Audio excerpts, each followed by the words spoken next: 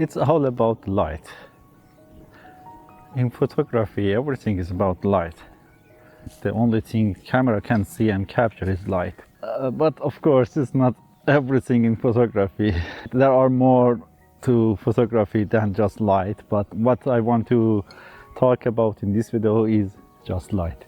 So I want to talk about lighting conditions and how you can use light or modify light, natural light, in your benefit. So let's get into it. It's gonna be exciting. Such a nice afternoon.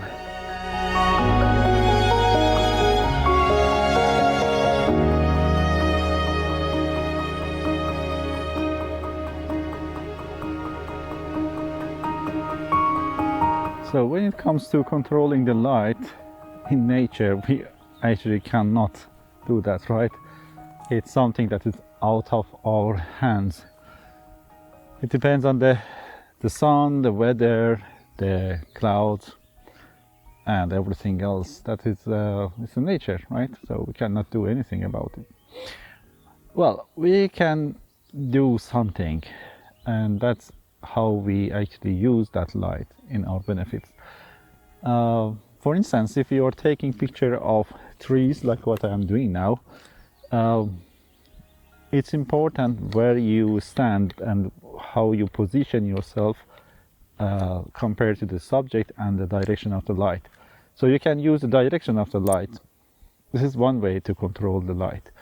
So if you take a picture of a tree and the light is coming from behind you, behind your shoulder, so you're actually taking picture of a tree that is front lit. And if you go behind that tree and shoot towards the light, towards the sun, then you take a backlit photo of that tree. And if you go to the sides, then you get the side lit. Right now this tree has a side lit because sun is shining through the right side of the frame, and the lit this side of the tree, the other side is in the shade. That's a side lit, and this is exactly 90-degree side lit. So if I go here, we have 3/4 side lit, something like that. It actually creates the form, creates the three-dimensionality, and gives this subject a more dimension.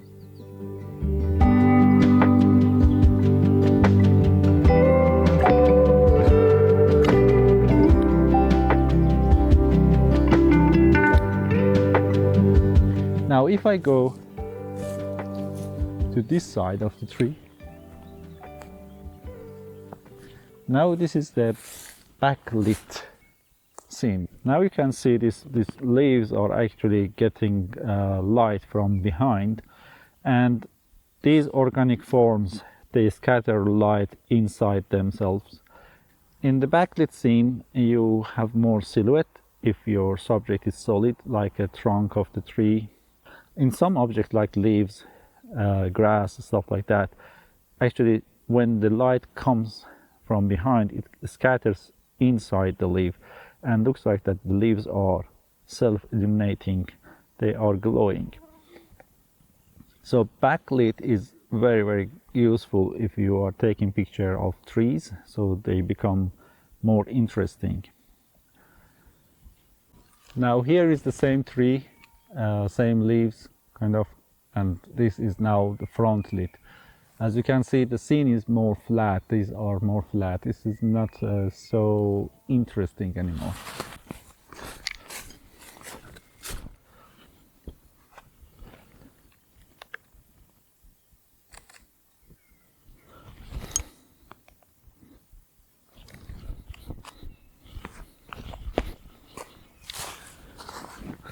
Whew.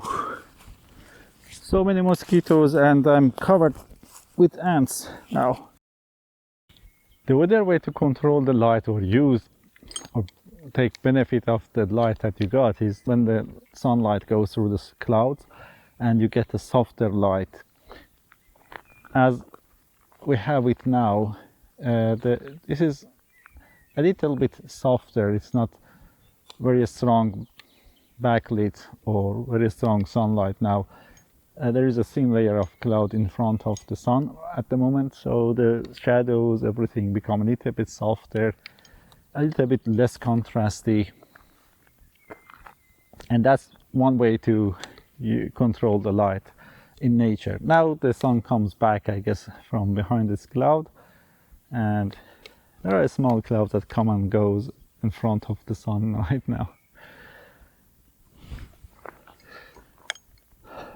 What I'm trying to do is to using this backlit light or kind of side-lit light now to separate the foreground trees from the background ones.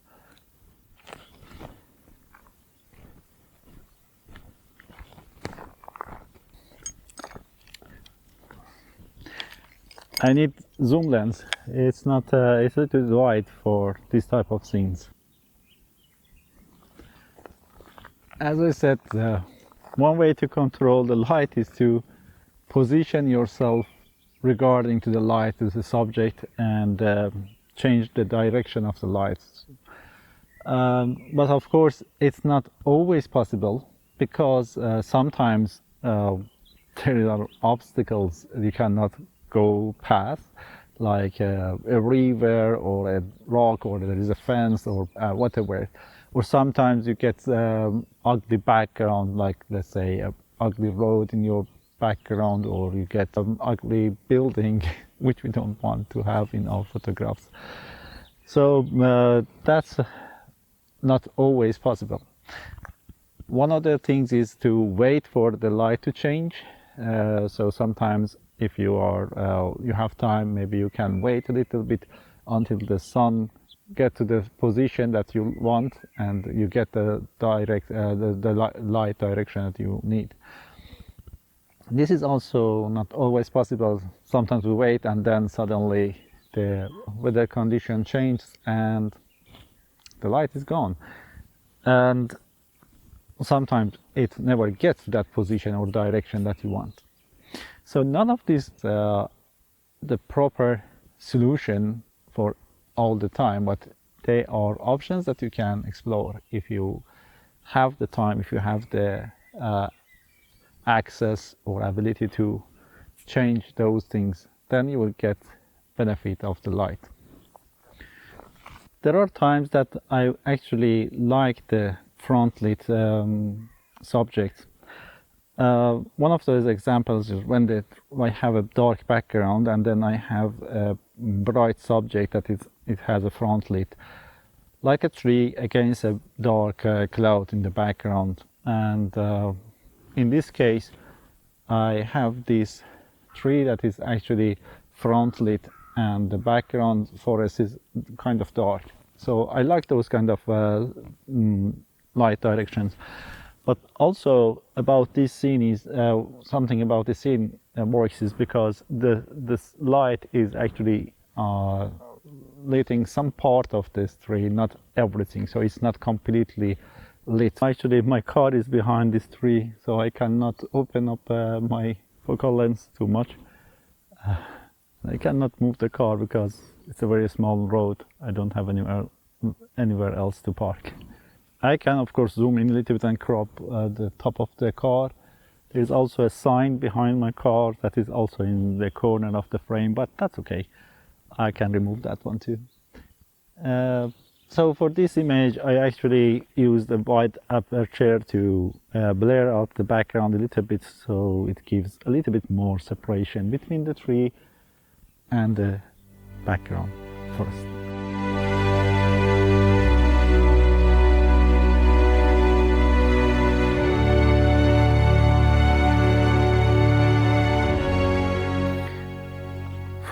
Another way to control the light, and that's using the polarizer. So because you can cut some of the reflections from the leaves, it's also modifying the light. If I rotate this 90 degrees and turn it back. So actually polarizer did an exceptional job in this case, because some of the leaves reflect the light and becomes super bright. And with the polarizer, I could cut out some of this reflection, so the scene becomes more saturated, also more uniform and less distracting highlights in the tree. Now you can see the scene behind me is totally different now with the front lit. This is where I was standing and taking picture of these trees.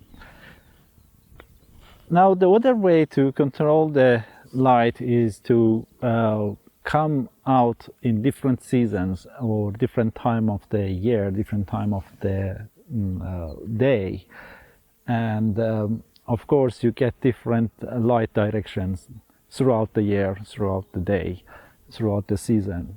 That is also something you can take benefit of, but of course if you are traveling to somewhere else, you have a certain time frame to be there to take pictures, so it's not always an option. Of course you can plan your trip for different times, but it's not always an option. Again, there are so many other things we have to consider when we book a trip.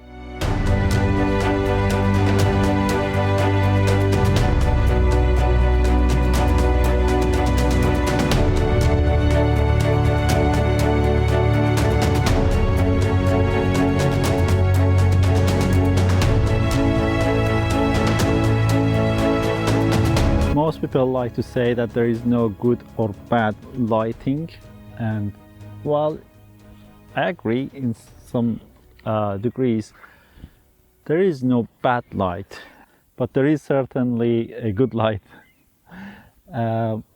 Sunset is one of the most popular lighting conditions among landscape photographers. Sunset and sunrise, golden hours. And that's because the light is quite warm, it's soft, and it has some nice and pleasing character, and creates a good bring out the forms of the objects, the subjects, and trees, rocks, mountains, everything. So because it has a bit more directionality to it. When the sun is shining from above, so it's a top lighting, like in the middle of the day, of course, shadows are underneath the objects, and the light is more contrasty, more harsh. But in sunset and sunrise, because the light is coming through very low angle, parallel to the ground, sort of, and the shadows become longer and softer, and of course the contrast between the warm light and blue shadows, that is the reflection of the light from the rest of the sky, that creates a good contrast, color contrast. So certainly there are some good lighting conditions, and we all love that. But beside that, this is very limited kind of light conditions, and you don't get that so often. I mean, I'm not talking about the sunrise and sunset, I'm talking about the very good light conditions. The other type of lighting situations shouldn't stop us from taking good pictures. There is no bad lighting. There is unsuitable light for the subject you are taking picture of. Sometimes the light is not in your favor for what you want. It could be good for another subject. It could be good for someone else or for something else. So basically what I'm trying to say is that sometimes the light is not in our favor, but it is still light, and can be a good light for certain things. That depends on what we expect actually from the light. As I'm taking the last picture of the last light of the day, I hope you enjoyed the video, and it's gonna be a couple of more videos. In total, we're going to make 3 videos about 3 different aspects of landscape photography that I think they are important. So this one was the first one that I talked about the light. So subscribe to the channel please, and keep an eye on my content if you like this type of content, and I will upload and make another videos about different subjects that are matter for landscape photography. So until then, take care and have a great time, enjoy your photography, and bye.